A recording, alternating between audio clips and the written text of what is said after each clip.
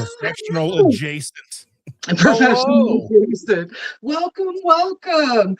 We're just chit-chatting about how smooth we are as we're rolling in. Welcome to everybody. We are live today on Facebook, on YouTube, and we are going to hang out with a super cool dude named Dustin. Why don't you tell us a bit about yourself? And then we're going to tell everybody how to not miss out on all your favorite foods. All right. Well, my name is Dustin Keto Simple, as you may know.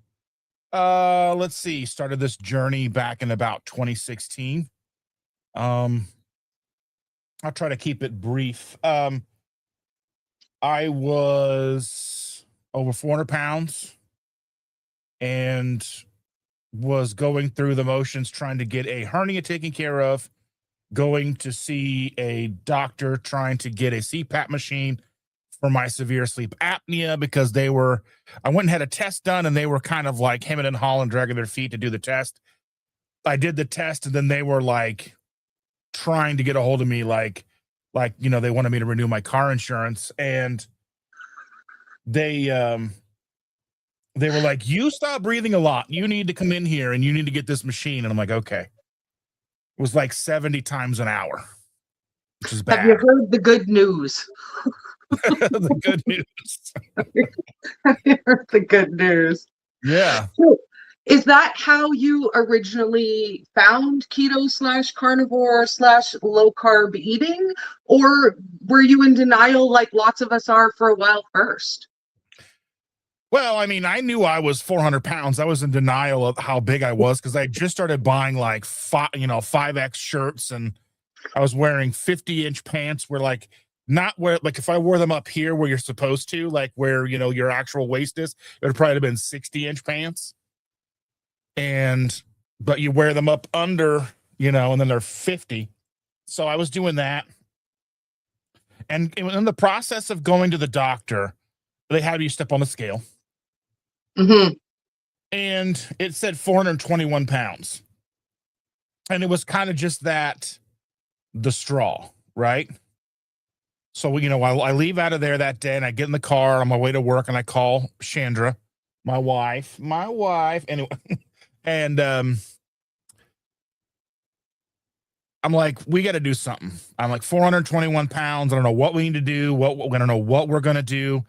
And she, always being the most supportive person that she is, was like, let's not look at, surgery or anything like that right away, because she is an RN. She is a registered nurse.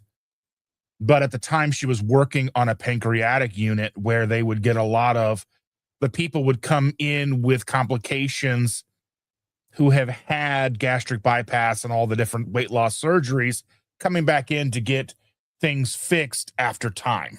So they had their surgeries, heal, go about their lives, and then something would go awry. They would have to come in and get it fixed. And she would see all those complications. So she said, let's see what else we can do. Let's try this low carb thing. And so low carb was what we started doing. But it was probably anything. I mean, it was lower carb than what we were used to eating. So we were probably still eating about 150 grams of carbohydrates a day. That's still low, though. When you think about the standard American diet, for anyone who is low carb, keto, or carnivore, they hear 150 and they go, are you kidding? That's ridiculous. But let's take into perspective that's less carbs than you get in one single meal out of a standard American diet. So let's take a second to give you applause and say, to us, that sounds shocking, but that still was really, really good. I mean, yeah. I mean, and in hindsight, it is very good. And, because we started looking through the grocery store and we started looking at, well, what is a carb? What has carbs? Because, you're always inundated throughout the 80s, the 90s, the mid 2000s. You're inundated with what is health food, quinoa and this and that and raisins and fruit. And then you realize it's all carbs. And I imagine, and I say this, and this may or may not be shocking to people, but I imagine low carb, pre-keto, we were probably some days hitting north of 1,000 carbs a day. Oh, easy peasy, dude. Easy. Like, I remember my doctor telling me to fill up on empty carbs, things that will expand in your stomach and make you feel more full. So things like air pop popcorn with no butter, no salt. Things like rice, because it expands quite quickly in your stomach. Have things like, this one's my favorite. Angel food cake. That was the diet cake because hello, fat free. That was the license to eat a whole cake. And I don't care who you are. I would just, every time I walked by that thing, just take a little, like just a sliver as I walked by it. And then in 2 days, my family would be like, who ate all the cake? And I was like, you guys, obviously, duh. Yes. Yeah. So, I mean, just kind of going through, and then, I mean, and there's obvious. So, like, once we started doing the, settled into low carb, I was, looking for recipes, and I kept coming back to this website for epileptic children. It was a recipe website for epileptic children for ketogenic recipes. And keto wasn't in my vernacular. Ketogenic was not in my vernacular. And coincidentally, I see this, and then I go to a doctor's appointment with my GP, general practitioner.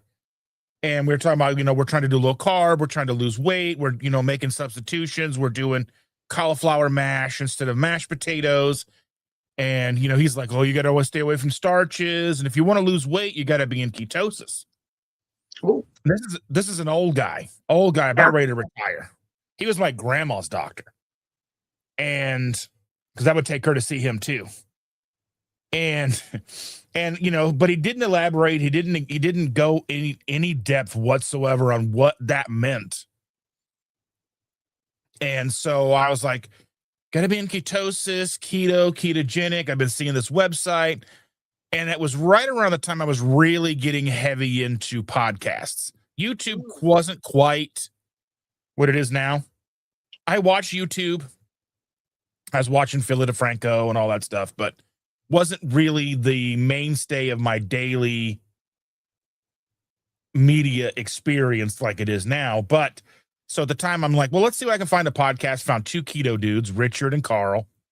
And through them, I found a plethora of people, Amy Berger, Siobhan Huggins, Dr. Barry, Dave Feldman, Jason Fung.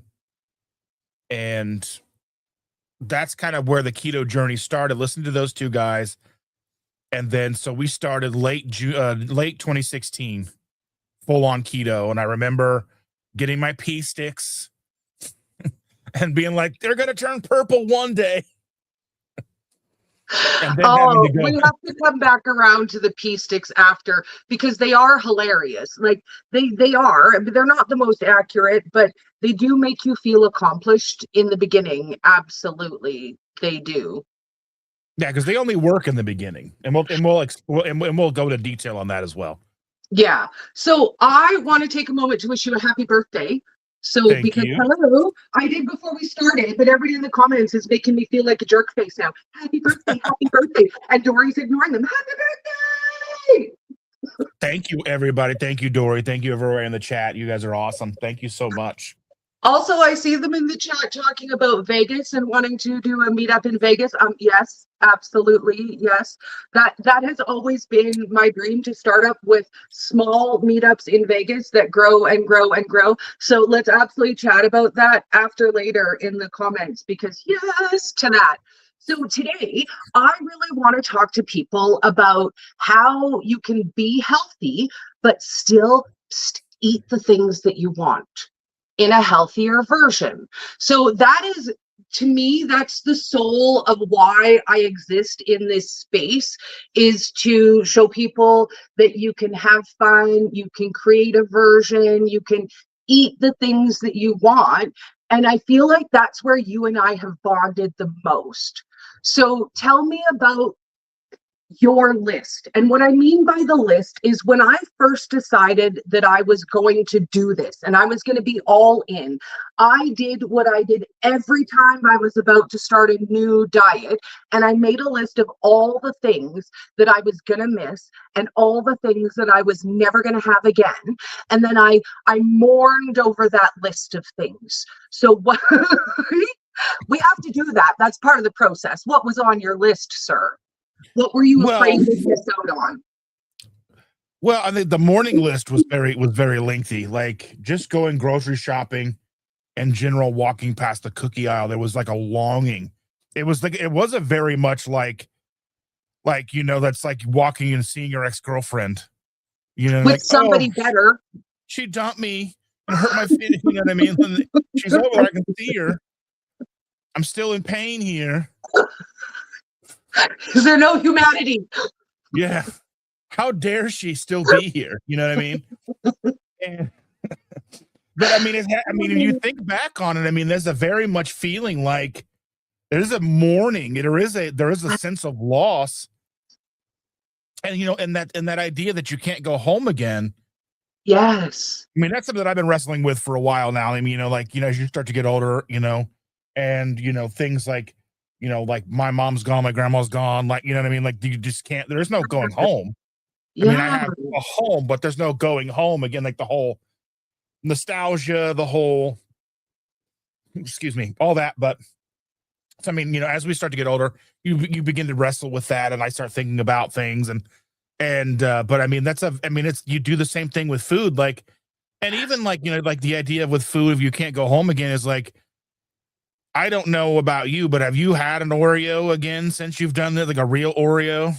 No, I have not. But what I will say is the things that I have tasted that I thought were going to be so good. And I remembered how they tasted. I remembered how they felt when they melted on my tongue. I remembered how they felt as they touched my soul. This is how you know I had problems. I'm just saying. I remember that feeling. And when I eat it now, do you know what it tastes like? It tastes like yucky. And it tastes like I don't like this anymore. I don't even enjoy it anymore. So yeah, you can't go home. You can't. For me, I have a slightly different experience. Like for me, it's a different experience because does it still taste good to me? Yes, but with a caveat. So that initial good is very, very short lived. So like that first Oreo is great, right? But then like you realize you've gone through a whole sleeve and you don't even remember it. You don't know. I mean, it's just a repetition. So like you have to look at that and go, I don't feel satisfied. I don't feel satiated. I don't feel good about this.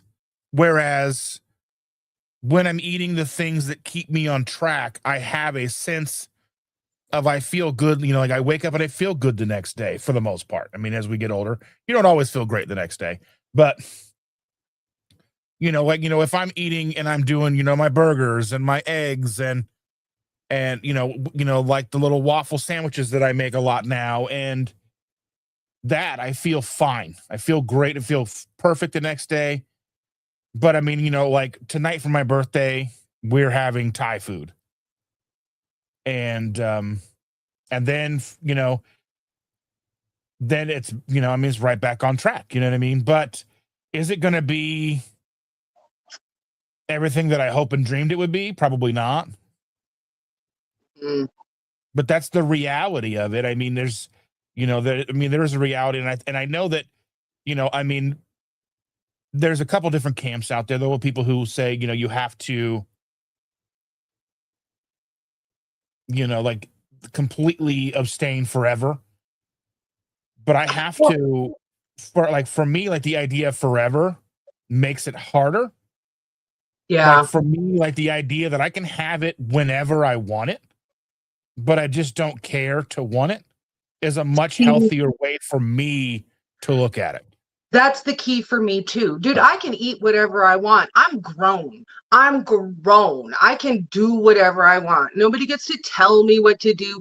And there's really the fraction of amount of time that anybody is supervising me might only be like 4 hours out of a day. I'm left to my own devices a long time. So I can do whatever I want to. I just don't want to. I don't want to. I could go to the grocery store and I could buy a cheesecake and I could dive headfirst into it. Nobody's going to tell me not to.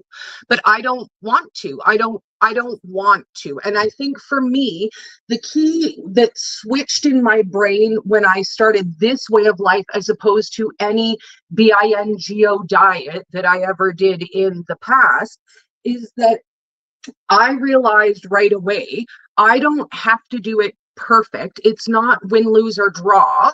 I can learn, I can do it as a process. I don't have to go into that.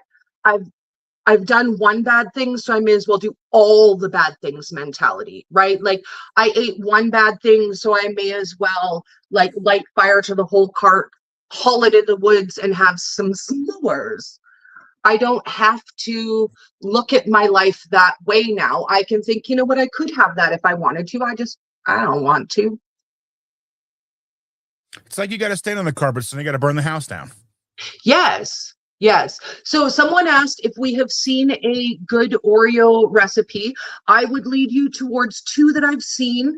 Maria Emmerich has a recipe for Oreos, and All Day I Dream About Food also has an Oreo recipe. Now, if you are carnivore and you want Oreos, what I would suggest is I have a carnivore sugar cookie recipe that is, you take either powdered milk or powdered heavy cream with butter, cream it together to make your cookie. You could add a bit of cocoa to that and make your crispy cookie. And then for your filling, I make an icing out of the same, either heavy cream and skim milk powder with butter. And you just whip it together to make an icing. So that would give you a carnivore minus the cocoa, right? A carnivore-ish Oreo cookie.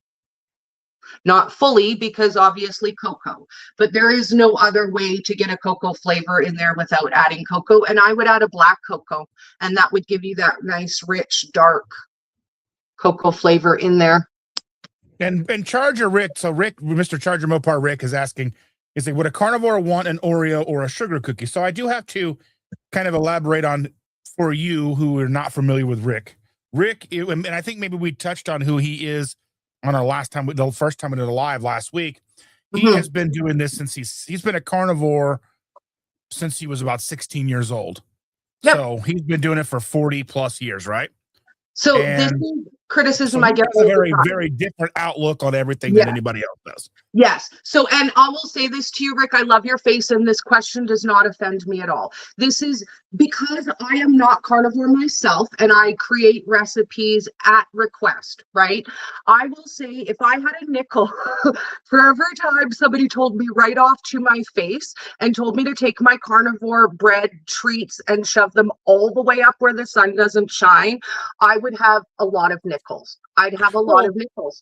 Because I think there are two sides of carnivore the same way as there are two sides of everything. There are some people who carnivore because it's easy and it's the go-to, right? You don't have to think about it. You eat your meat, you eat your salt, you drink your water, you shut your face hole, and you keep moving, right? And there are a lot of people who love that. I know people, one of my bestest has been carnivore for 22 years. So long before it was ever popular. The very first carnivore treat I would say that I produced was because I had a friend who had been carnivore for 3 years, had been keto for 3 years, and recently went carnivore because of her autoimmune issues. And she messaged me and she said, you know what, Dori, I do feel better. I do, and I need this for my health. But this is the first year that I don't get to have birthday cake. Like, girl, I don't get to have a cake for my birthday. And I said, you know what? I got you, girl. And the very first treat that I made was actually birthday cake flavored waffles made out of pork rinds. because my bestie wanted it. And you know what? Some people want it and some people don't. And I don't take offense. The same as I also make vegan keto recipes because some people need that. And I will say the carnivores are much nicer to me than the vegans. Oh, the the vegans Well, get yeah. really, really mean, right? But for me, I look at it this way, and I think nobody gives up anything for funsies, right? So no matter what you're giving up, if it's carbs, if it's sugar, no matter what it is, if it's food coloring, I have people come at me because I do food coloring stuff too, right? But it doesn't matter what it is. If you can't have a something, you should be able to enjoy that something, right? And there is a version for you. The first time I made colored sparkles, because I want sugar-free sparkles. I want sparkles on my things, and I can't go to the grocery store and buy them. A lady messaged me and she said, I really want this for my child, but my child can't have food coloring. Is there an option? And I found two different things that I could do for that child who couldn't have food coloring. And one, I found a company that makes autism safe food coloring that you can use in those situations. And also, I made her a shiny sparkle version that had no color in it. So I feel like no matter what you want or what you need for your own best health, somebody has to be the somebody who makes that. Yeah, 100%. And even Rick even clarifies, is like, I think people should be free to eat whatever they want. It's just hard for me to For see sure. that a treat would be more appealing than a steak. It's like I used to try to create those, breads and chips when my mom was still alive. And yeah, I understand 100%. And that, like, I think it's very valuable because I see, I see these kind of arguments on Twitter. Like one of the more recent argument was the idea, like from Rhonda Patrick. Dr. Rhonda Patrick was talking about the idea that carnivore is dying. It's just like the idea that keto is dying. I think They've been keto, saying that carnivore, since I that kind of, started. yeah. They've been saying that since I started. I was hearing that in 2017 when I found it by accident. It was a fad. It was falling out. Do you know how many people, when I said I wanted to start a platform, said, you know what, that's a really great idea, but don't pigeonhole yourself to the name keto. And my platform was Colourful Keto with Dori for years and years. But they were right in the sense that platforms have decided we are medical misinformation. End of day. That's it. The platforms that I post on have decided that what I do is dietary and medical misinformation. So if I want to continue doing what I do and I want to help people, then I have to figure out a way to do that without blasting everywhere that I'm the unicorn keto princess. Which hurts my soul. I mean, as somebody who has pigeonholed themselves, I know, I did it too. I did it too. I did it too. But I did it for a reason too. And I specifically did it, even though I knew it would harm my growth at the time. I knew that. But I also wanted that because I wanted to be specific about what I do. And it's not that over the years, I would say that I consider myself the keto fringe girl, right? Like I'm not the scientist, I'm not the doctor. I know good things about keto and I could probably spout more research and more things about scientific things that don't matter to me all day long. But that's not what I'm interested in. I'm interested in making food fun for people because you don't make friends with salad and you don't bring people to a community with science. Somebody has to be the silly who dances around the fringe who says, hey, this is fun. And that's me. And I'm okay with that. I'm absolutely okay with being that girl. I'm the fun girl. I have fun. Yeah, I mean, you can obviously there's an obvious place for science in this community. I mean, obviously, and I know all those people. I also don't think that science should be and this is, I hate to say it like this because science is so very, very important to everything that we do. But I also think that the idea that the individual n equals 1 amount of data that we have in this community, the anecdotal evidence that we have built in this community can't and should not be ignored, regardless if there's a way to double blind study, placebo test, whatever, right? Just Yep. because we can see the proof is in the pudding, so to speak. Yep. Yeah. And I mean, let's be honest, we're all out here forging our own path, right? That's my favorite thing about this community, in the sides of it that are open enough to accept that they don't know everything about everything. And the same as all coins have two sides, I find there are two kinds of people in our community. There are people who walk in who are keto for 2 weeks, they're an expert. They know everything about everything and nobody can tell them anything. And people that I would consider an expert in the community, do you know what? Not one of them would stand up and say, I'm an expert. And when you tell them they're an expert, they smile and they say something like, oh no, there's no such thing as an expert. You are a beginner and you're an intermediate. And then when you think you know everything, you have to go right back to basics and start again. Yeah, I never feel like I know enough. I never feel like I'm well versed enough. There are even times now that I start to think to myself, I'm losing touch, that I'm forgetting too much stuff, that I don't know enough. And I talk about this stuff multiple times a week and have for many, many years, but I still don't see myself as what you would consider to be an expert, because there's always something to learn. I do want to take a minute here to thank Lance. Oh yeah. Lance here became a, let's see, make sure. Yeah, Carnivore Lance became a member to my morning regulars. Thank you so very much. And then he donated five memberships to that same group. Thank you so very much.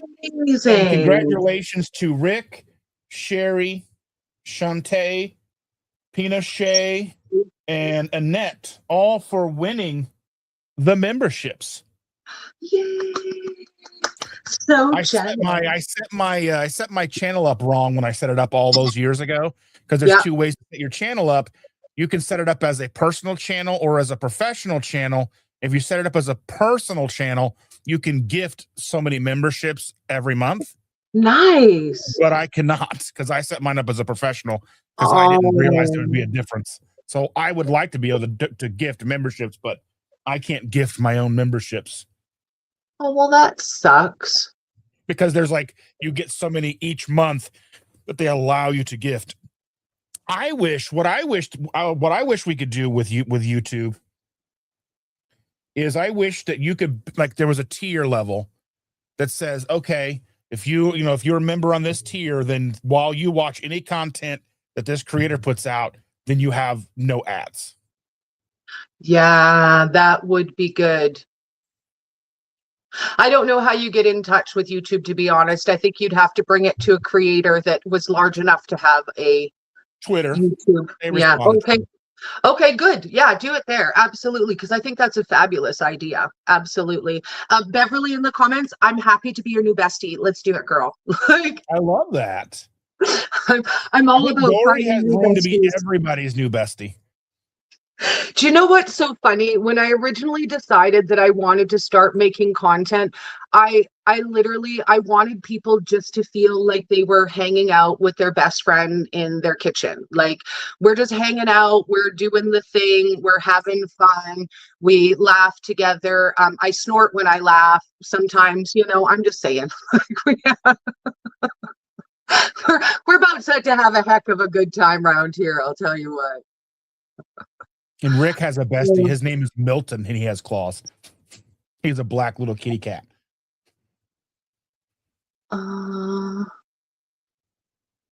And Sherry's thanking Lance for the membership. Yeah. Yeah, that's one of the things you talk about the community, you talk about wanting to have fun, and I think that's one of the very early things that I got a chance to experience was Ketopalooza 23, where it's not a giant, huge 6, 7, 8, 10,000 person meetup or, or conference. She caps it around 300 to 350. And it is very much exactly like you describe. Yeah. Do you know what? You come in and everyone's having a good time.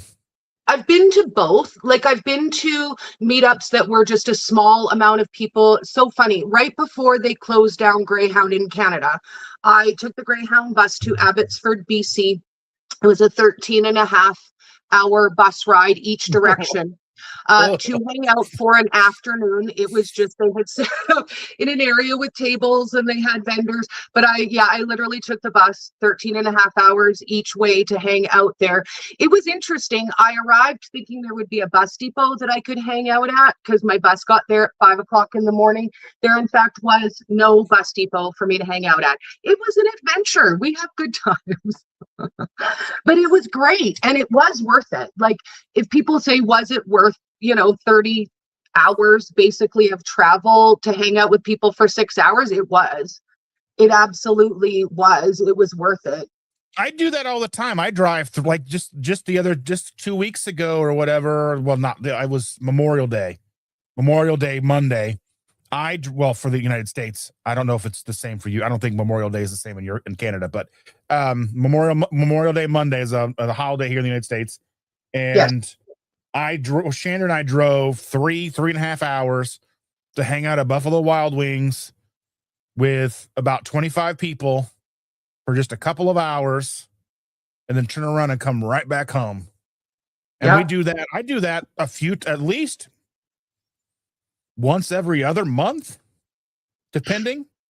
Do you know what? Something super cool that I used to do with Dr. Ken back in the day that I think we could maybe look at doing again, and you could maybe do a version of.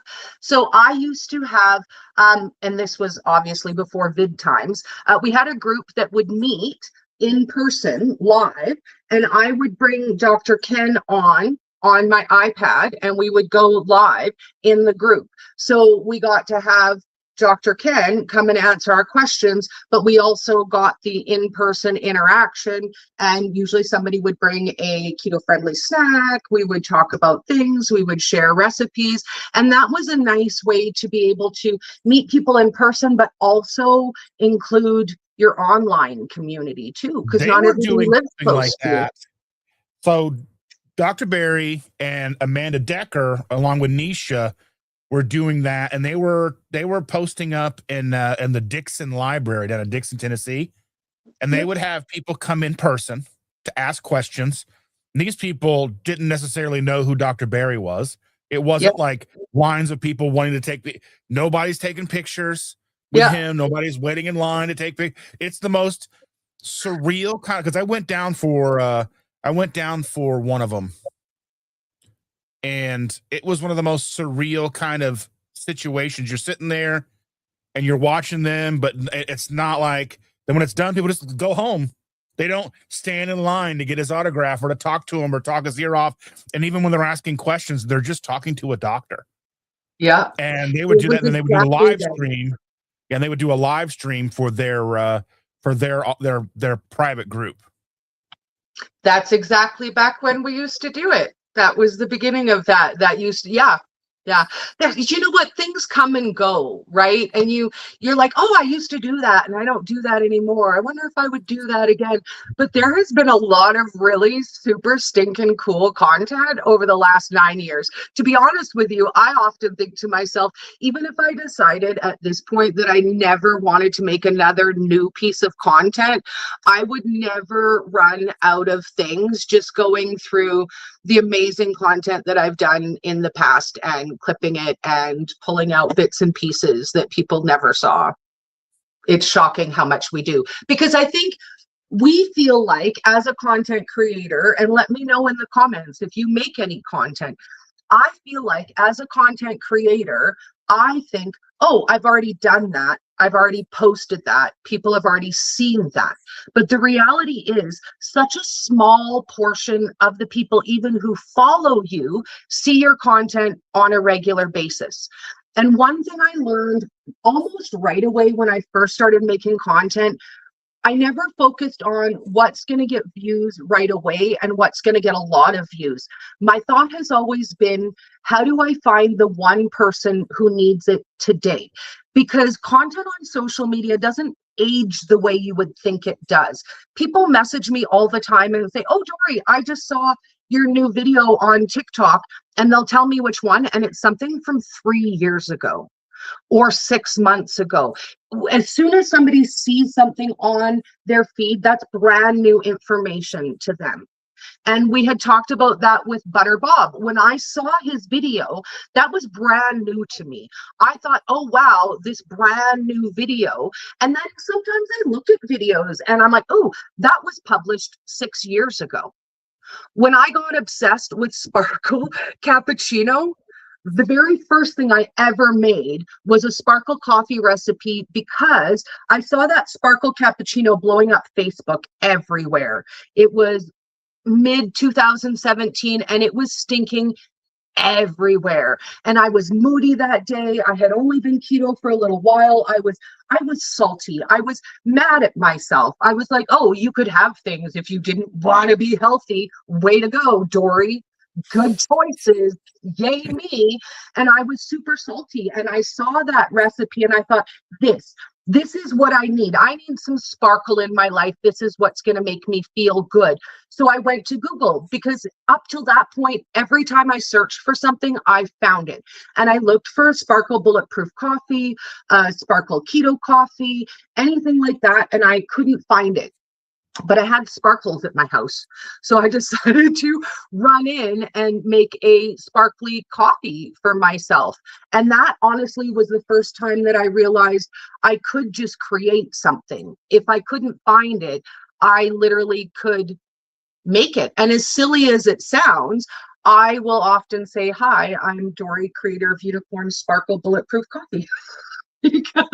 Speaking of bulletproof coffee. Right?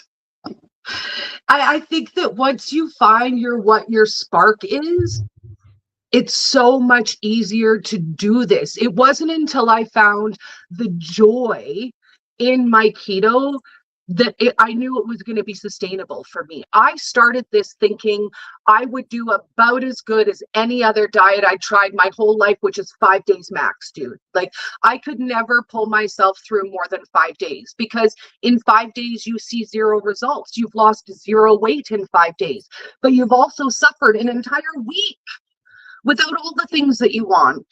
So at the end of those days, I was like, why am I going without the things that I want if I didn't even lose any weight? So after those very few days, I would give up. I would give up. Yeah, 100%. I think that's the biggest thing. And even for me, one of the things that truly cemented this lifestyle for me had nothing to do with the weight loss. The weight loss is great. The weight loss is one of those things that does keep you around. But for me, what truly cemented this as something that I was going to stick with forever was the day that I kind of woke up. And by that, I mean, for a while at my job, going through life, I felt like I was just trudging through mud. Everything was a chore, just staying awake at work, doing anything, driving back and forth to work. Everything seemed slow motion. Everything seemed so difficult. Everything like foggy, just mentally just drained. And then one day I was sitting there and I realized I felt light, and not in a weight sense, but a mental clarity sense. And the mental clarity, like I was alive and I was living in HD, like somebody turned off like an old black and white fuzzy TV that just couldn't quite get the channel you wanted, and it opened up, and it was like when Dorothy walks out into Oz for the first time, and it's just super bright Technicolor, and you're just like, wait, this is what things can be like. And I know that sounds very, I don't know, touchy-feely, I guess. I don't know. But I mean, that's the thing right there that truly cemented it for me. it wasn't any, replacements. I know we're talking about, never giving up your favorite things, but I think that's my favorite thing is just being able to enjoy being alive. Yeah. Do you know what? At my heaviest, I was merely existing. And the thing that I told myself over and over and over again that kept me moving forward in that state was, you're happy, you're healthy, you're loved. And if nobody wants to look at you, ain't nobody getting paid to look at you anyhow. And it wasn't about being a big girl, because to be honest with you, I was far more confident at a size 26 than I am now at a 14. And more men approached me then. So it was never about losing weight. But the changes that I saw, I never knew what keto was going to be. Nobody told me about the science of keto. So I didn't know what to expect. And within 2 weeks of eating this way, all of a sudden my anxiety was down, my depression was down, I wasn't sleeping as much at night, I wasn't feeling the need to nap right away when I got up. Because before I started keto, I used to set 3 alarms in the morning because I didn't want to get out of bed when the alarm time came. But I also don't trust snooze because I don't know exactly how long a snooze is. Is it 9 minutes? Is it 9.5 minutes? It's not 10 minutes exactly. So I don't trust the snooze. So I would set 3 separate alarms over the course of a half an hour so that by the last alarm, I physically had to get out of bed. Do you know what I haven't done in more than 8 years? I don't set an alarm when I go to bed. I don't wake up to an alarm. I no longer wake up to that jarring feeling of panic that it's time to get up now. My body just naturally wakes up at exactly the same time every day now, literally to a consistency that I don't feel the need to panic and set an alarm, because I'm not worried that I'm going to oversleep. Between 7 and 8 o'clock, my body naturally wakes me up, and 8 o'clock is the latest I can sleep. And I have never overslept, not in 8 years. And I don't set an alarm. I have to set an alarm just because our schedules are not the same every day. Yeah. I have to remember what I need to do today. I got to know because our schedules are backwards from the average person. So like Miss Shander, she works Saturday, Sunday. Yeah. So Saturday, Sunday is like our Monday, Tuesday, whereas everybody else is like Monday through Friday. And then for us, making sure like during the school year that we're getting our granddaughter up to get her to school. So, I mean, there's a lot of things like what day is it? I set my, Wednesdays are different because Wednesdays they get out a half hour early. So I've got to remember it's Wednesday. Yes. So like I got to make sure I'm not leaving her sitting there waiting for me. So, which I've never done so far. It's only been a year and a half. That's fine. Knock on wood, knock on wood. Yeah. So I mean, and that's fantastic. Like, but I used to do the same thing. I used to set my alarms and I would know down to like, okay, I need to be up by this time so I can hit my alarm this many times. And and like I'd have to start waking up, and I still do that. I mean, I don't normally set alarms now. Well, Yeah. right now it's your time, so I don't really have many alarms. Like unless I said like I know I have a live stream at 1 o'clock today, and it's when we're doing it right now. But I know like what do I need to do this week? So I'm setting alarms to remind me of what I need to do, where I need to be, along with my calendar. Nice. So like, and then Shannon and I, we have a joint calendar. So she puts something in there, it shows up on my phone. And so, I mean, Nice. we just have to be coordinated. And I want to say thank you very, very much to Brenda Foley. She just joined the membership at the creator level. Thank you so very much. Nice. So I'll be helping. That means I'll be helping her with YouTube and all that fun stuff. Nice. So I have a favor to ask of everybody in the comments. Put in the comments one of two things. Either what you thought you were going to miss and you don't, and why you don't miss it, or what you're still missing that you want advice on how to convert.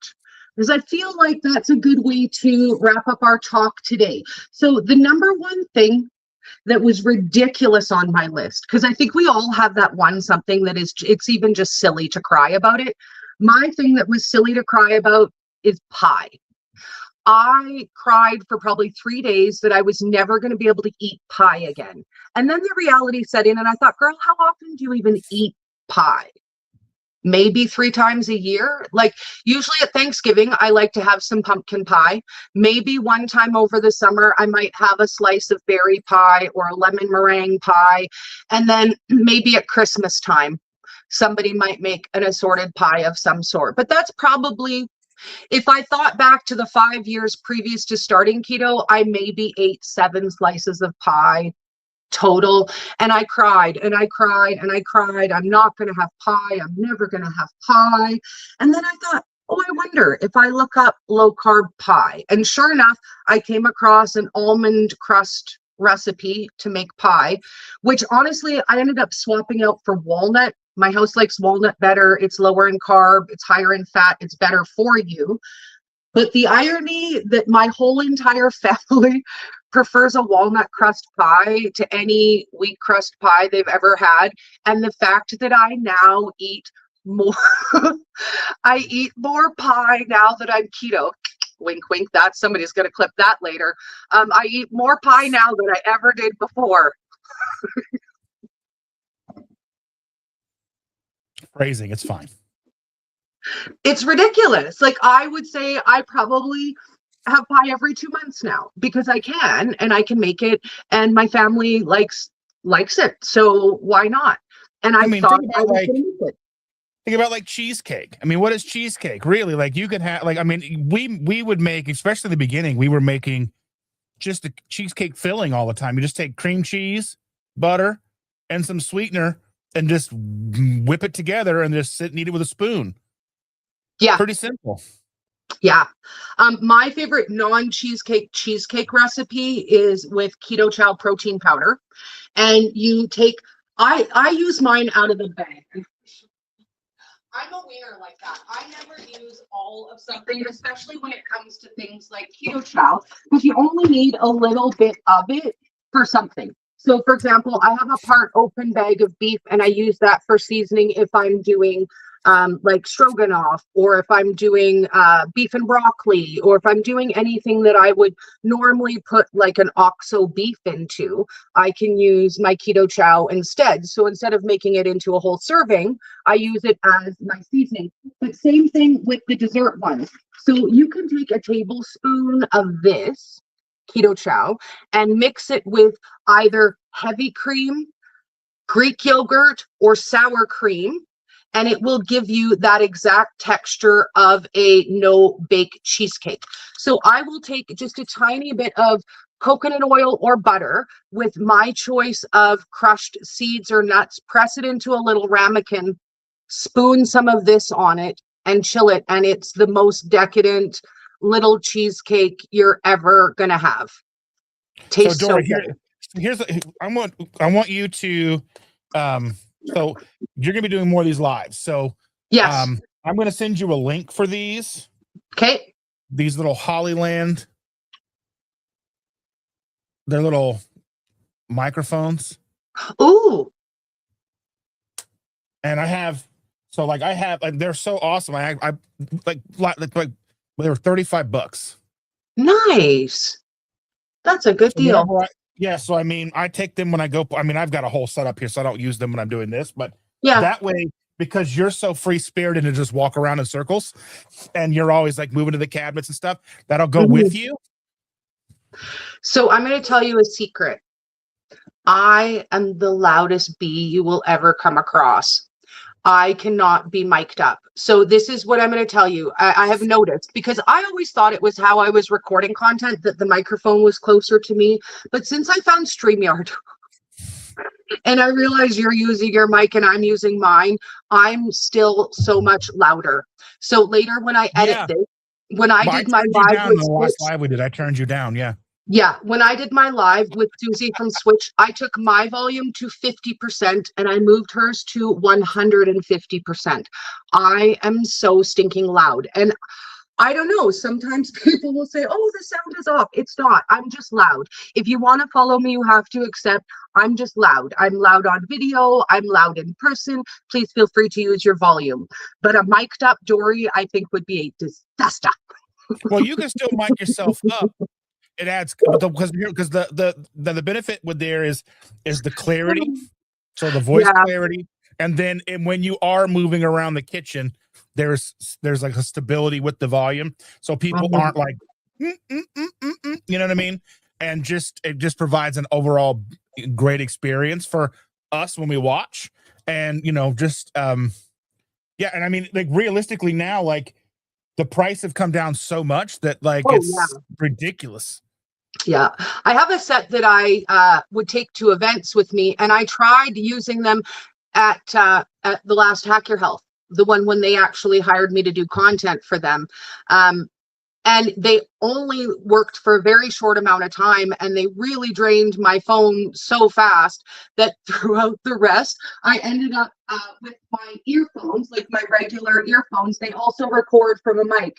So I ended up doing the majority where people used this as opposed to the solid mic. Man, sound is always an issue, right? Like, we always want to put out the best content that we can, but we also have limitations. Like, none of us are getting paid for this. This is not our full-time job. Sure. We do the best we can. You do better. You do better, but I mean, it's all an illusion, okay? Oh, I feel like these mics. Yeah, so these mics do. So these mics are, because these mics do hook up to your phone. So inside there's 2 receivers or 2 mics, and then this goes into your phone. And you can choose if you have an older iPhone that has the iPhone plug, or you can do, like, you can just do the USB-C, because iPhones now come with USB-C as well. Or you can buy them when they come with both. Because I have another set, an older version. Because the reason I bought these is I don't know if you know who Marquez Brownlee is. Oh, I don't know that name, no. He's the tech YouTuber with 20 million subscribers.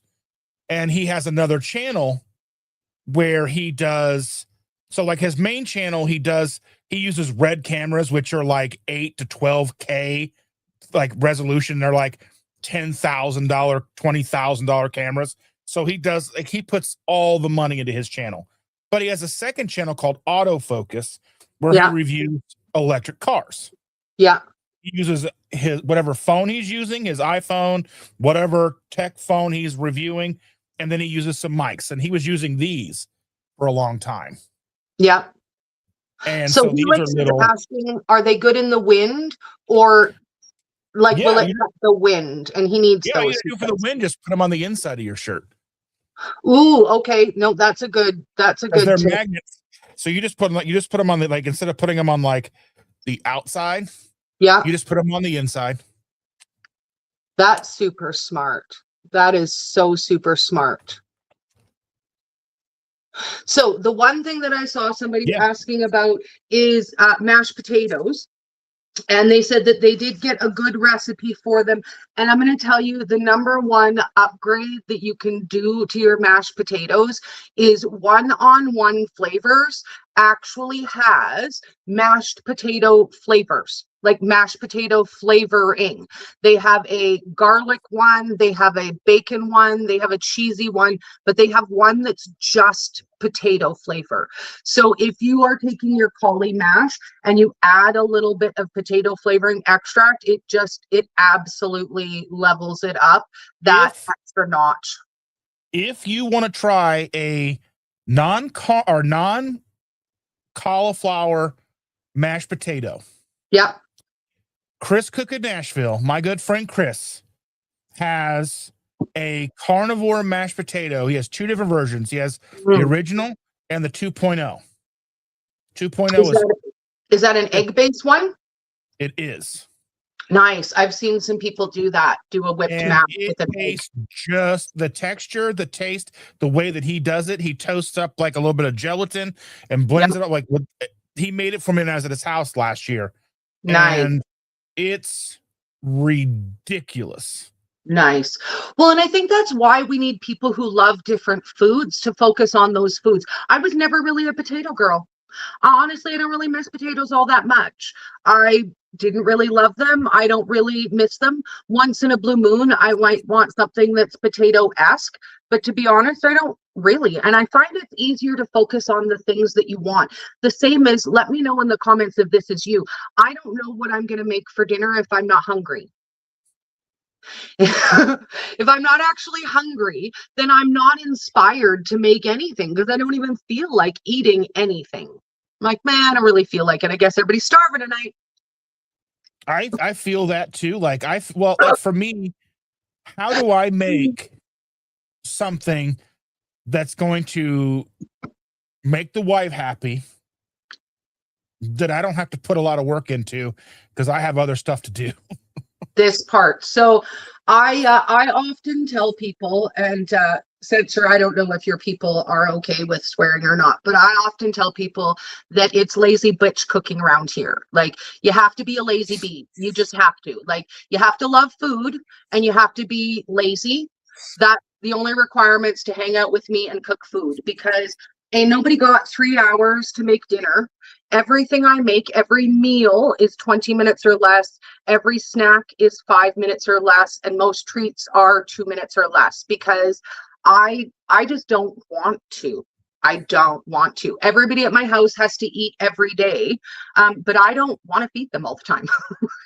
Well, that's like even with anybody who doesn't know, my most current waffle recipe was inspired by Dori. So I took her recipe and added the gelatin to it because for whatever reason, when I made it up, it was a little too thin for my liking. So I was like, well, let me add gelatin and see what happens. And I've been tweaking it and adding and making things different. And it came from her. Now, even still, as easy as that recipe is, it still takes 9 minutes to cook the waffles. Yes. Yes. Well, and here's the funny thing about that recipe is I literally discovered that recipe totally by accident. So I am obsessed with waffles and I make a lot of waffles, and my people eat a lot of different kinds of waffles. So usually when I was making my waffles for the day, I would just start mixing and just at random, whatever I felt like. So that day I thought, I'm going to put in the mayo and the egg first, and I'm going to mix it, and then I'm going to decide what kind of nut flour I'm going to put into it. But as soon as I started mixing it, I was like, oh, this is really quite similar to the texture of what my normal batter would be. I wonder what would happen if I cook it just like it is. So the very first time I thought, well, I'm just going to try it cooking it like it is. Now I only use a mini waffle maker, and I was using the heart shape to boot. So that actually makes it even smaller than your standard mini waffle. So it gets perfectly crispy. But when Dustin wanted to convert that little mini into a big full-size waffle, it just didn't have the girth to get it across that finish line. And I couldn't give him suggestions for it because I don't make big giant honkin' waffles. So I feel like there's always room to take something that you've seen and improve on it, change it, make it more fitting to what you need to use it for. And I feel like that's how we grow as a community, right? We find things, we recreate them, we uplift the people around us.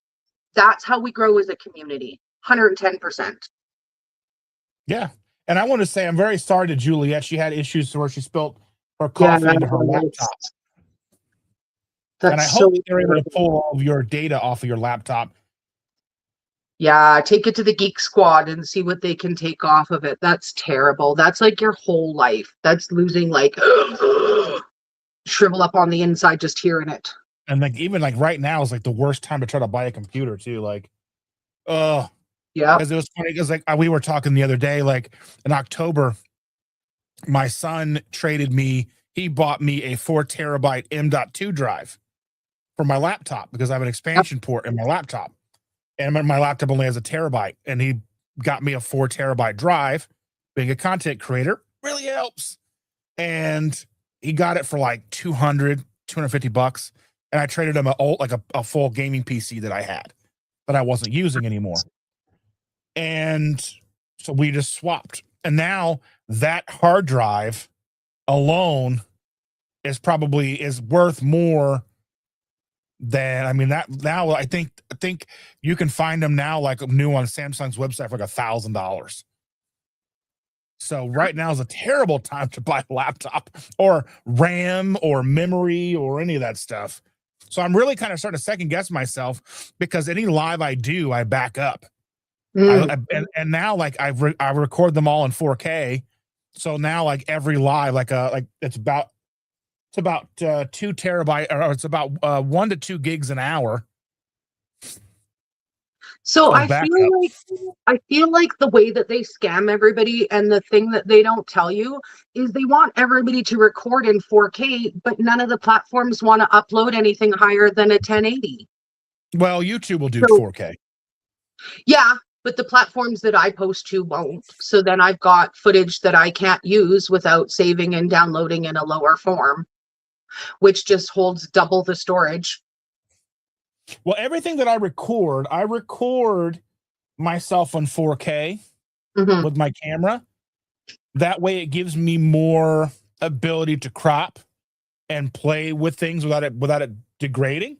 And then I render all my content currently to 1080. I do it to 1080 H.265 MP4 format. So but I mean, the software that I use is DaVinci Resolve.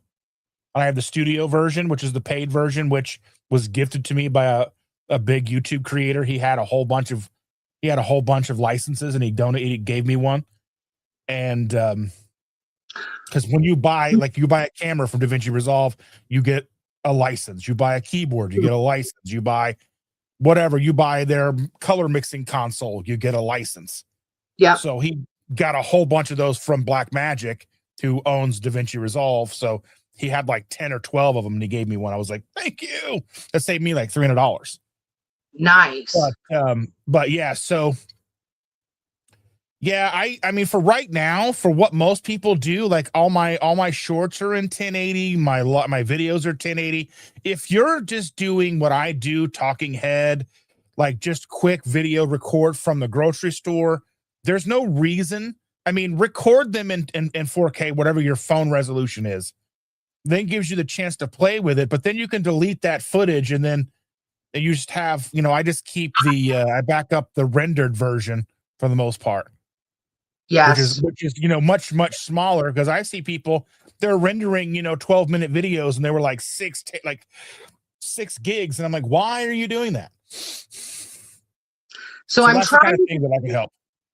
I'm trying to find it. Someone in the comments said that they don't miss much, but her hubby used to have pineapple upside down cake for his birthday every year, and he misses it. I actually did make a single serve pineapple upside down cake recipe. I'm gonna find it. Message me, find me on Instagram, and I'll find it for you. It doesn't have pineapple in it. I believe that I used what is that? I'm trying to think of what it's called now. It's a vegetable, but it doesn't have any flavor, and it keeps the firmness. So I soaked it in a pineapple flavor to make the pineapple upside down cake. I know what you're talking about, but people also use it for apple too, right? Yes. The same way people use it, and my menopause brain is farting all over me. But yes, the same thing people use as a green apple substitute. I used that in the pineapple upside down cake and cut it into a ring so that it looks like the pineapple ring, and then soaked it in pineapple flavoring and put it at the bottom of a little ramekin, and then made my regular keto vanilla cake on top of. So yeah, that's something we can absolutely, I'll find that recipe for you so that you can have that one for sure. And I put your Instagram in the chat. Oh, thank you. One of the recipes that I remember all of the time, and I will never forget, a lady messaged me, I want to say early 2018, and she was getting married, and carrot cake is her favorite. And she really wanted a carrot cake substitute, and everything that she saw online had actual carrot in it. And she said, I mean, I love carrot cake, but I don't want actual carrot in it. So I made her a version that you're going to giggle at this. I orange colored coconut so that it would give you the color. Yes. See, and that's a good substitute. Back then, they didn't have that. That did not exist in 2018.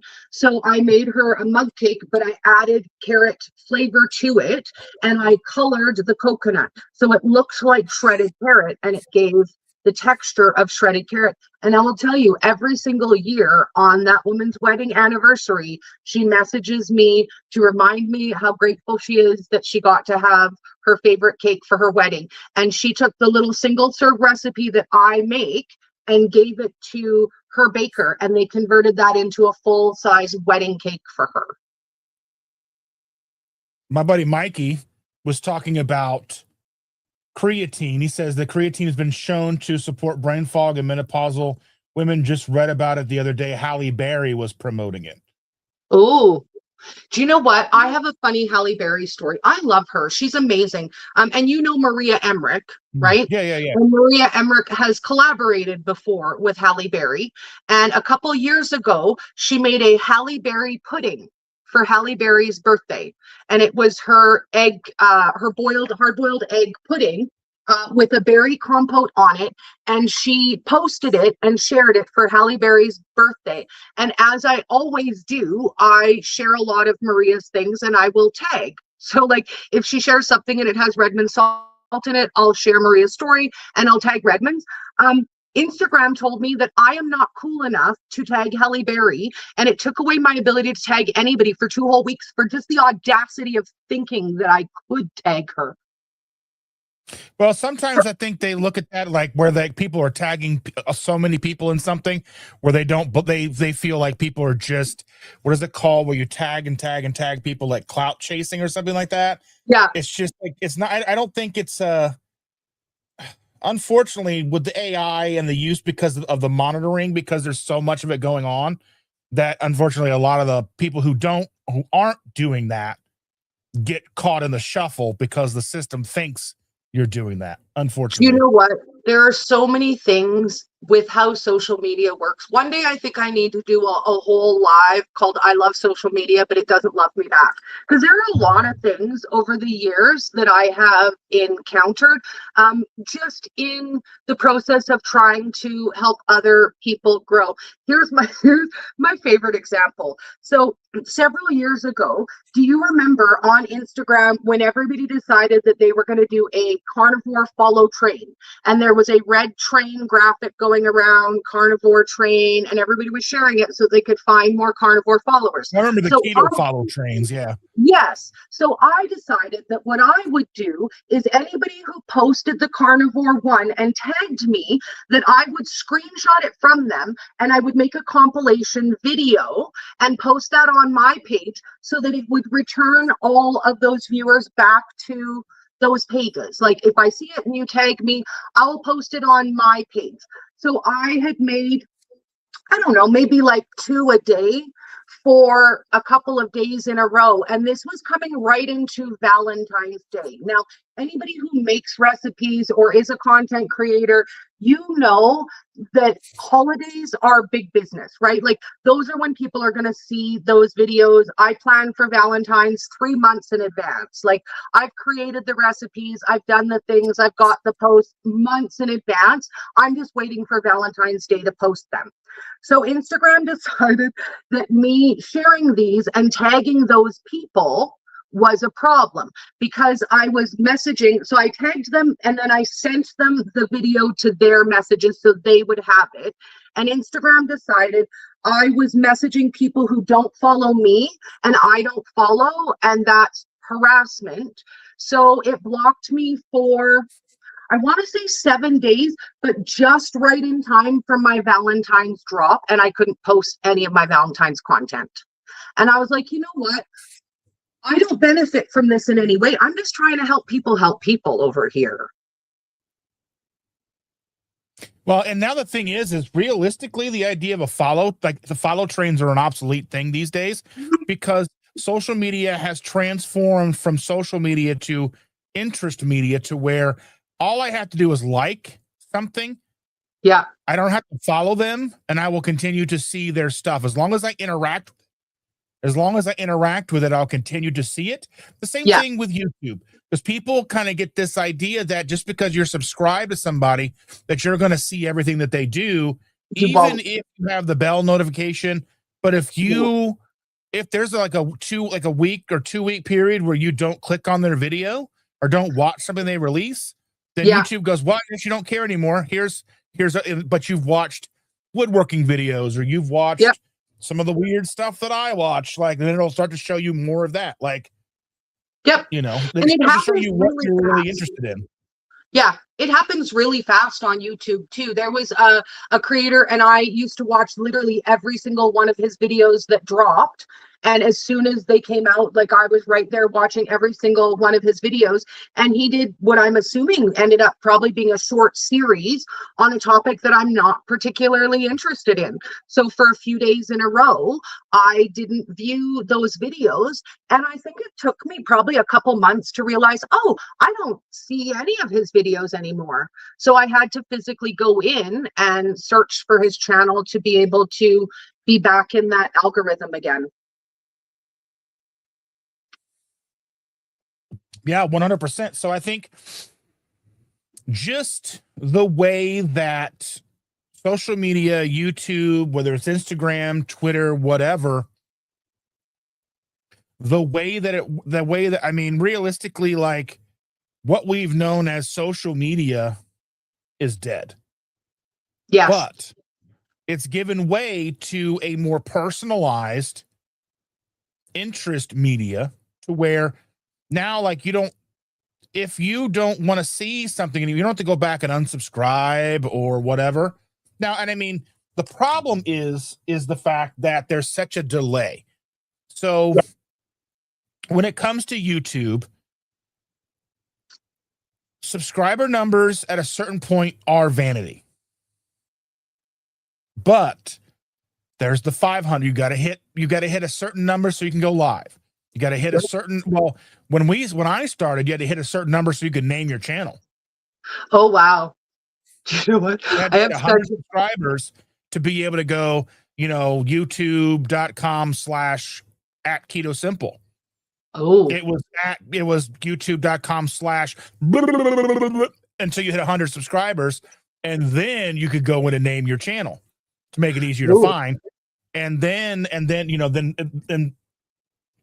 after I'd already got monetized is when they lowered the monetization level from to the earn side of things, to where, so monetization on YouTube, 500 subscribers with 3,000 watch hours, obviously with a AdSense account all set up and linked, and then approval, you can start doing the memberships, super chats, super stickers, and all those things, and the super thanks on your videos and such. But you don't make money from YouTube itself. yeah. You make money from all of your people. So even if you never hit 1,000 subscribers, you could start really digging in with your small community.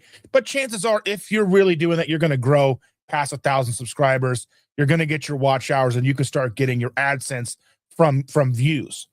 Yes. So I want to address Rick's comment, because Rick says some of us use social media to socialize, share, and connect with others, not as a business. So what I want to let you know, Rick, is this new system is actually for you, and it helps you. It's better for the viewer, and it's lesser for people who are using social media as a business. And I'm going to tell you why. So it used to be that if you subscribe to Dustin, you would see his content. As long as you're going on his page and you're seeing it, it would regularly feed you his content. As someone who is doing any kind of content creation, that's the plus, right? People just subscribe to me and then they see my content all of the time. Now, the way that it is now is it's more engagement based. And I think that's both the good point and the bad point. And I'll tell you why. It's a good point because you, Rick, will see content from things that you like. So if you see a video and you click like on that and you comment on that, the algorithm is going to automatically show you not necessarily more content from that content provider, but more of that content.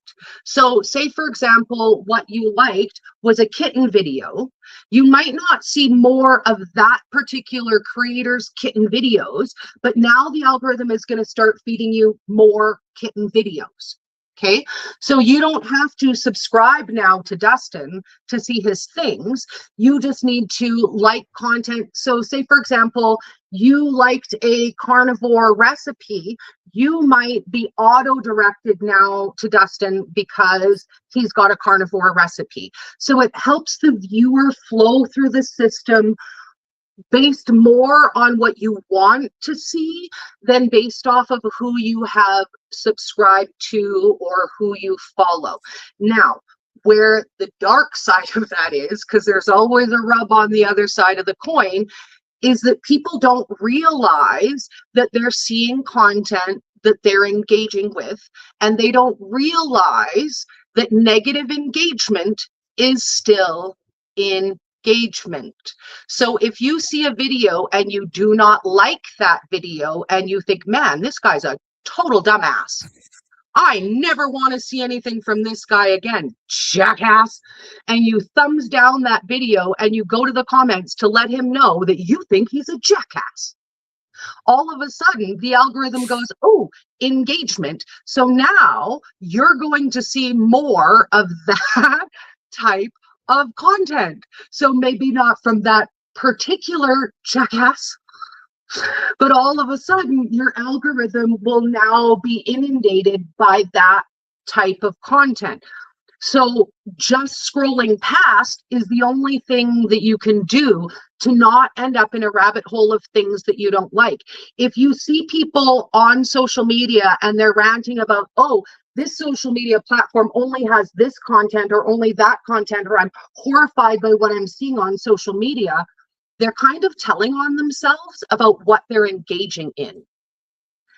If you didn't engage with it, you wouldn't see it. And if you didn't see it, you wouldn't engage. And it snowballs. And then all of a sudden your page is like, what the heck? But you can also reset your page just the same. Have you noticed people posting on social media, all of a sudden with the new algorithm changes, I'm not seeing my people anymore. This is who I'm looking for. Can you please engage with this so I'm on the right side of the algorithm again? And that's how you do it. Make a post, ask what you're looking for, and the algorithm will find it for you. And I do think maybe it's going to be good in the long run, but it's a growing pain thing.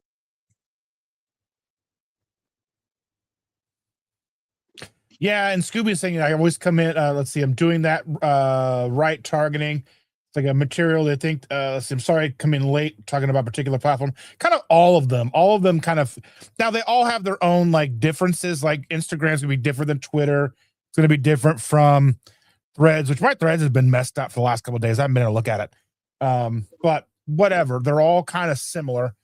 But the one thing that keeps me focused on YouTube over any other platform is the fact that I have the ability, when I put out something, it is here and it will continue to show it to people for an indefinite amount of time. So, and the reason I bring this up is I had a video that I put out like 500 days ago. Over 500 days ago now, because after like the 400 plus day mark, it had maybe, it was a short video, just a short, about ground beef ingredients at Walmart. Yeah. Simple, quick video, 30 minutes to make, whatever. Sat on my channel, and over the course of 400 plus days had just 2,000 views. I say just 2,000 views, but in the grand scheme of shorts is very, very little. So, yeah. And then right after about 450 days, it started going crazy, and now it's got 2.3 million views. Now, to the point that Dori made about the engagement, even the negative engagement, the number of people in my comments in that video saying it's people, it's human, just ridiculous stuff It's Bill Gates. Bill Gates made human lab meat, and that's what it is. And I'm like, okay. But that's where you get 2.3 million views, is that stuff. Because the overwhelming majority of the comments we're crazy, babbling, just incoherent stuff. Thank you so much, Kevin from Tuber Chat. Tuber Chat's another great resource if you are a up and coming new creator. He has a space. He does lives every 2 to 3 days. And you can go in there and you can talk with him and the other people, and they do things like you can go in and trade playlists to help get your watch hours up. All those things.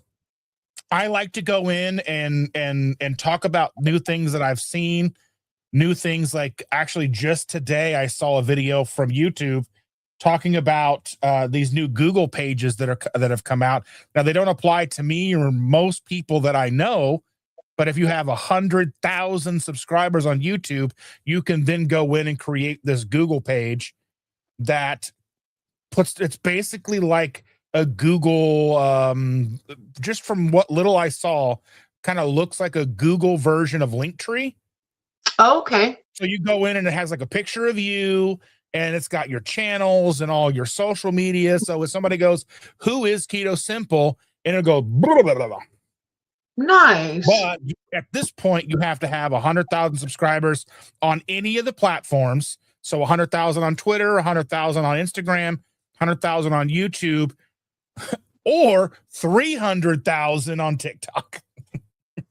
Nice. Of course. So that was really strange. But I'm always looking at those new little things and seeing like what YouTube, because YouTube just came out with a messaging system inside the app, the mobile app. I sent a request to Kevin on Tuber Chat so he could play around with it, but he is in Canada and it's not available in Canada yet. Okay, we have to be besties, Tuber Chat, because I am also in the Canada, and I have very few Canadian friends to play social media with. Canada. Mary T is Canada. I'm trying to think of all my other Canada friends. There's a lot of good people in Canada. Land of the prairies to the mountains. Well, Mary T lives like in the Switzerland of Canada. Oh, okay. So then that means that she is absolutely in British Columbia. Yeah. She is in the mountains. And I don't know. I think Kevin might be in like the Toronto area, maybe, but I'm not sure. Almost everybody that I play social medias with that's from Canada is always in the Toronto area. Always. Well, but that's because they have the higher population out there. They have a higher population out that way. They outnumber us in every way you could possibly imagine. Yeah, I mean it's like New York City or Los Angeles for us, I guess. Chicago. Yeah. At least I don't live very far from Chicago. I'm only 3-hour drive from Chicago. Yeah. So while we were talking about the hate and how it pushes engagement, when I look at my YouTube channel, my second short, this one was my most viewed short for the longest time. It's pulled into second place now. But it's a microwave pizza recipe, because lots of times people want like the Lunchable style thing for their kids, and you don't always want to cook it in the oven. So it was just a very easy pizza recipe that you cook in the microwave. And I'll tell you what, most of the comments were like, that's sacrilege, pizza in the microwave, how dare you? A lot of the comments were that, but it's fine. It's it's had 58,000 views. It's fine. Yeah, I mean, I ate a lot of like the 49-cent frozen pizzas from Kroger when I was a kid. So I don't know, like just throw them in they're like this big, just throw them in the microwave and then they're like crusty on the edges, Yeah. And Not I did exactly the same thing with a walnut fathead dough pizza crust.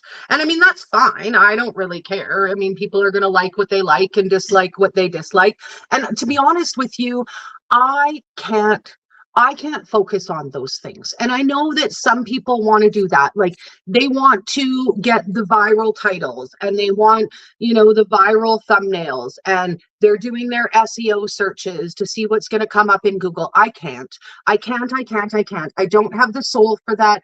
I have to just wake up in the day and do what makes me happy. I have to. And either people will see it or they won't.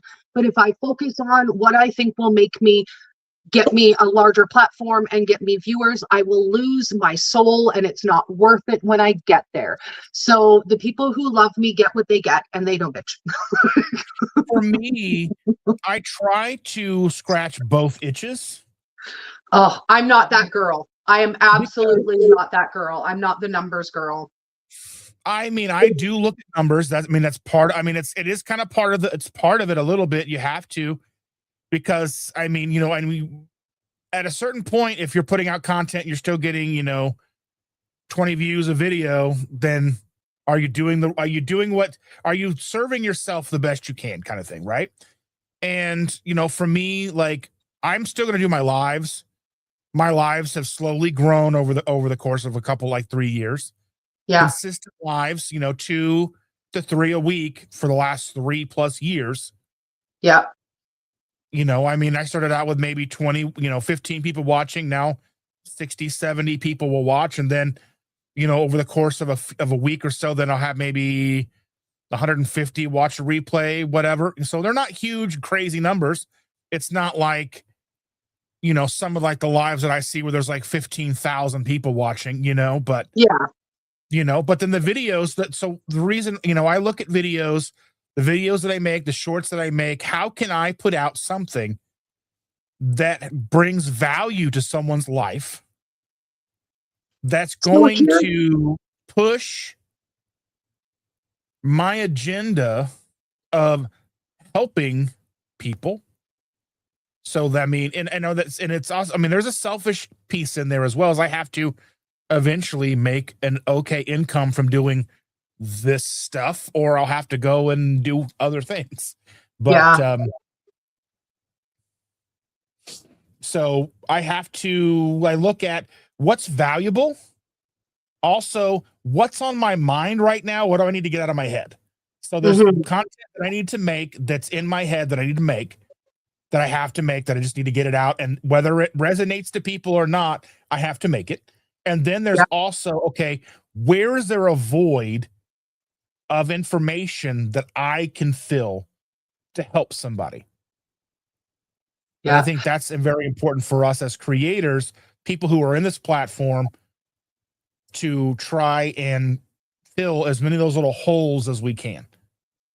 Yes. Sherry just joined the Dori Bestie Squad. New bestie.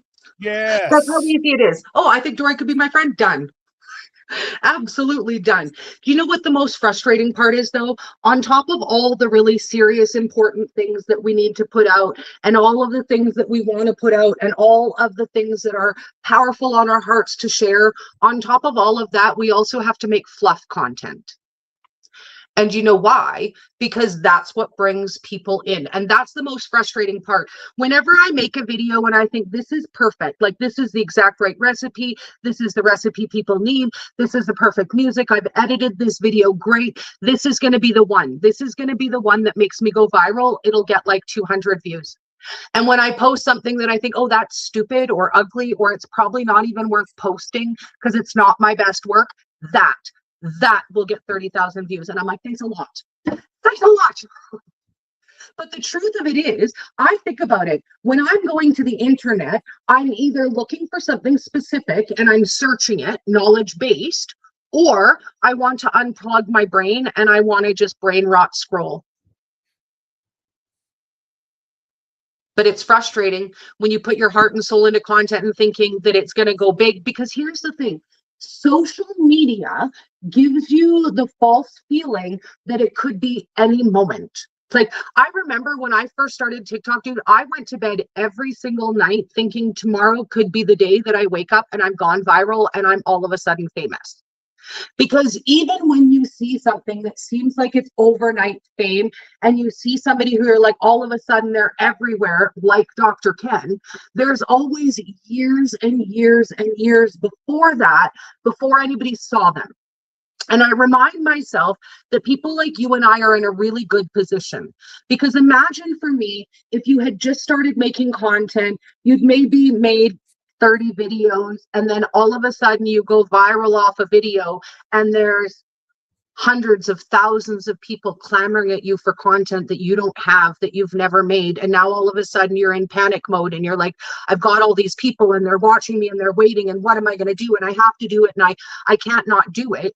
You and I will never have that panic, because when my people find me, I have years and years and years of content already for them, and they will never be bored. And it's the same.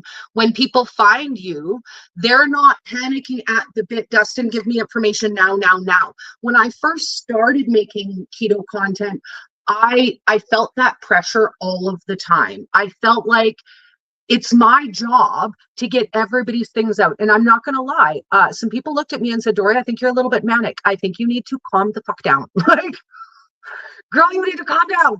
But especially in the beginning, I remember that first Christmas leading into New Year's, because I had become keto around Easter time, and I started making content around October, and I started working with Dr. Ken around the end of October. So come December, that was my first Christmas leading into New Year's. And you know what social media does, Christmas leading into New Year's. And I went into full-on panic mode, and I thought, everybody needs to be ready to start January 1st. They need all of this information, and I have to get it out there, and I have to do it now. And I did like probably 12 lives over a 2-day period, because I felt this intense urgency that I had to do it, and I had to help people. And that's really the only thing that's changed over these years, is I've realized, calm down, girl. Like, calm down. People are going to find you when they find you. It is not your job to make sure that everybody knows what they need to know for January 1. You can't do it, girl. Calm down. But every year I remind myself of that feeling of panic that I had going into that first new year. First new year, new me. Everybody's getting their goals together. This is, you strike when the iron's hot, right? You need to be prepared for this time. And I've realized over the years that I just need to calm down a little bit. I mean, it is kind of crazy. So like ever since that short video, like now my 48-hour numbers right now, I'm getting 8,800 views every 48 hours. Yep. So like, you know, I mean, it used to be like 600 views every 48 hours, 900 views. So it's like 10x yep. Those numbers. Even at one point in time, it was like 25,000. So, I mean, there is kind of a incentive. You want to keep that up because you want to yes. continue to grow, because again, you know, something that Brian said, he's like, you know, like one of the reasons he follows me is because I'm not trying to sell things. I don't have a goal to sell things that aren't beneficial or things that I don't use. Mm-hmm. I mean, I'm an affiliate with Salty. I'm an affiliate with Keto Chow, basically the same company. I'm affiliate with a couple other companies. I have an affiliation with Amazon. So where I see things, I'll share deals with those. And I talk about like little tools. If you make content, like whenever, like when these went on sale for $35. Yeah. That's a ridiculous, like that's $35. Yeah. That's like incidental. You know what I mean? Like, okay. So, but at the same time, I'm here to provide a service.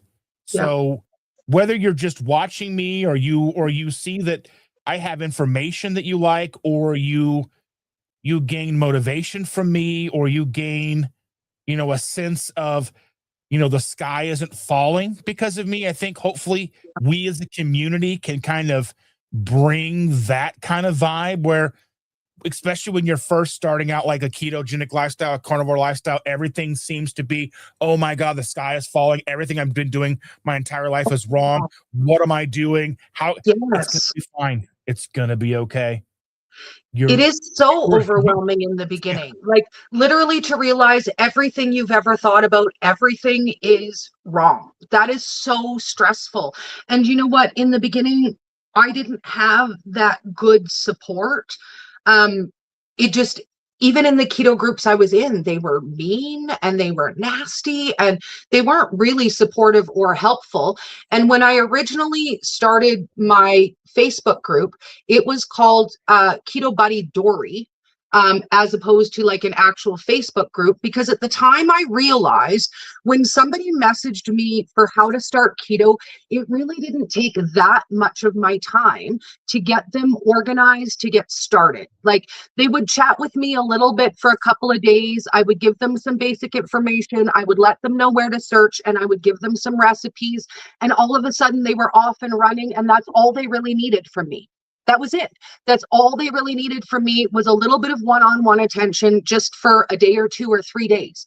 So I originally started that Facebook group thinking I'll let like half a dozen ladies in there and I can, help them one-on-one and they'll be off and running and they'll be on their own. And that group grew and grew and grew. And there's 3,000 people in there now.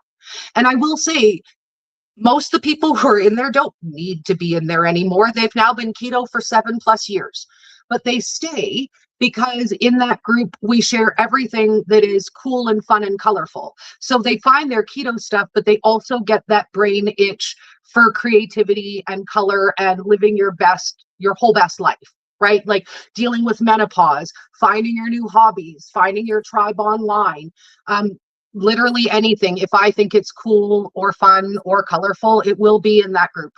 It just will be. One of the things that I remember seeing, especially in the early days on Instagram, being a guy in this space, being one of the few men in this space, most of the people who watch my channel, I can look at the analytics and most of the people who watch my channel are women. Yep. And even back in the Instagram days, most of the people that I interacted with were women. And there was always, and there was like it was a short little window. And I don't know if it still happens or not, but I mean, I'm not so much focused on Instagram anymore, but I would see something like you would see women and they would come in and they'd be very, very like depressed and they would have a like very low self-esteem. They start to lose weight and their self-esteem would start to go up. And then like, they would, kind of go off and sometimes they would do like, and then every once in a while you see one of them would go off and do like, I'm doing OF now. You know what I mean? Like, these kind of things. And I'm like, okay, so this is how we're doing this now. Okay. But just like, but like, even that was like, 20, I don't know when that was, but like, especially like in the mid, like, but really before 2020, that was a big thing. I would see that and I'm like, well, I would show to Shannon, I'm like, there's another one. There's another one. But I mean, it was awesome, to see that, Do you want to know why that was happening? Because I could tell you why that was happening if you want to know why that was happening. Because as women, when we hop up on social media, it doesn't matter what platform we're going on or what style of content we're making. You're constantly flooded with dudes asking for things that they would like to pay for. And you're constantly harassed all of the time, no matter what you do. Anytime I start a brand new platform, I make an entire series called Not Single, Not Looking. Not single, not looking, not single, not looking, but you're constantly being hit up all the time. And eventually I feel like a lot of women get to the point where they think, if I'm going to be degraded all of the time anyways, I may as well make a couple dollars on it. And I mean, and I'm fully supportive of that too. I mean, not supportive of that side of it, but like and I would always look at that as like there was somewhat of a kind of a positive, like, people who have felt down about themselves for so long, then they hopefully find something in themselves. To be okay in their own skin, you know what I mean? And I think that's what we're all looking for. And I said, it is strange because being one of the very few men in that space, like the only thing that I could do was be supportive and not be that guy. Not be skeezy. Yeah. Well, because here's the thing. It sounds like it's a positive too, like from the outside, and you think, oh, look at someone who's gaining their confidence and they're deciding to do that, and that's something that they're comfortable with. But to be honest with you, it's most of the time it's kind of a grooming situation, where women get into a position where they're treated even worse than they thought they were already, and they don't actually make any real money for it.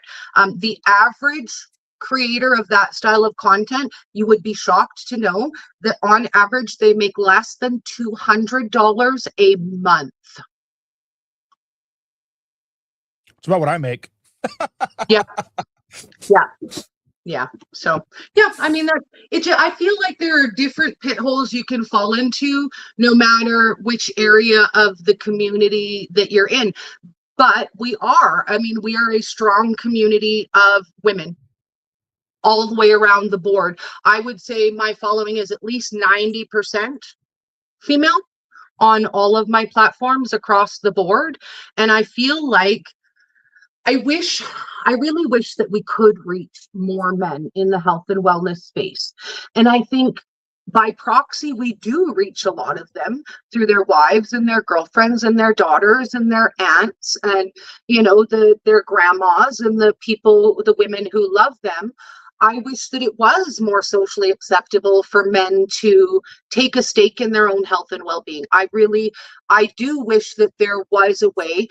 That's not for me to reach out to. That is not my community. I can't be dancing around because I see things, right? Well, I see, like, as far as like men, I see more men in the carnivore space. Yes.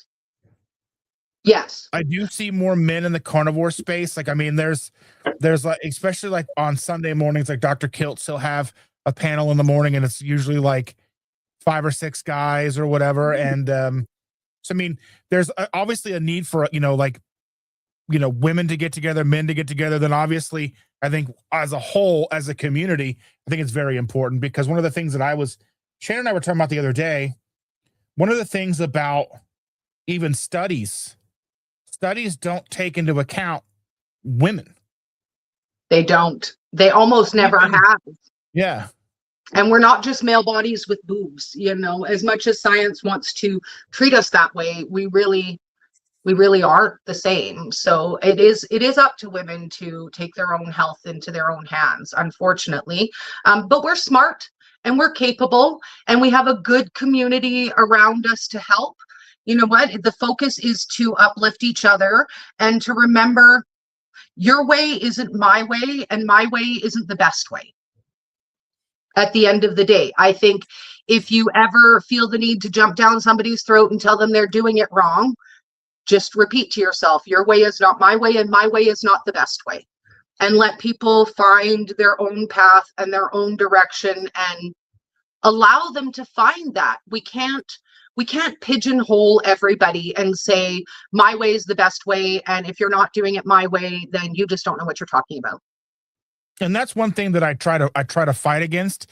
And and I'm usually talking about it every week, almost to the point where I'm like talking about this again. But I think it's very important because we get so inundated with the idea that, because I know I know there's been women in our space.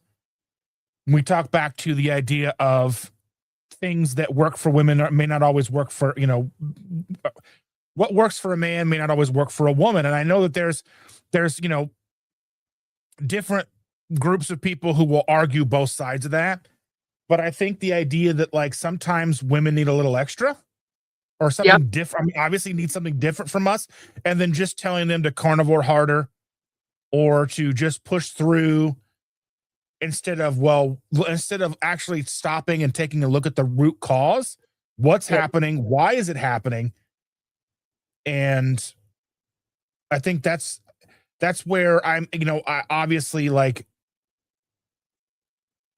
I like the idea that we do see so many, like there's more and more strong women voices coming in because they went, and one thing that I like about Dr. Barry is whenever a question for a woman comes up, he puts it over to Nisha. She's had whether, Hashimoto's and all these things. So these questions, it's better served for her to answer than for him. Do you know what? I will say Dr. Ken has always been meticulously good at that.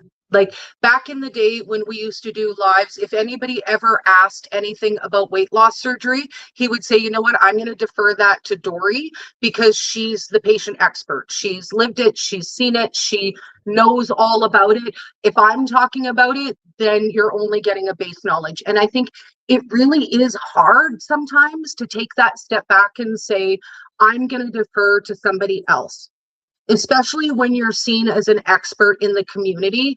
And I think all of us need to take that humbleness to heart and say, you know what, this, I'm going to defer to somebody who knows better about that. And I defer all the time because I don't want to talk about the science and the nuts and bolts of things. I want to have fun and I want to make friends and I want to help people have food that they love. That's my whole entire goal, and my passion is just those things. That's it.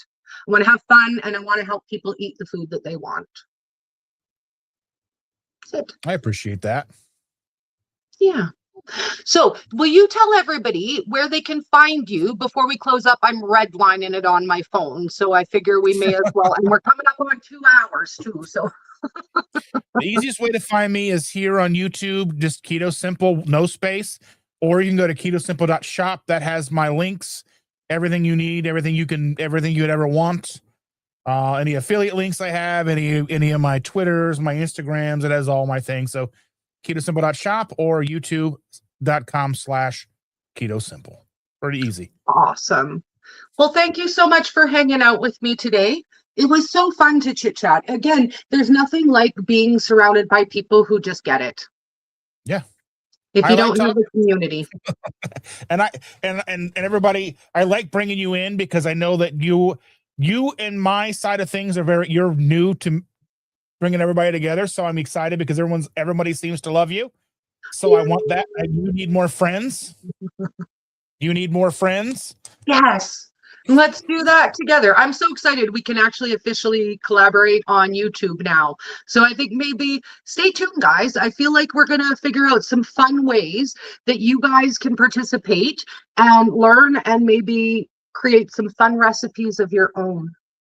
And start having people on and talk to other people and start Yes. branching out and getting people to know each other. It's like, Yes.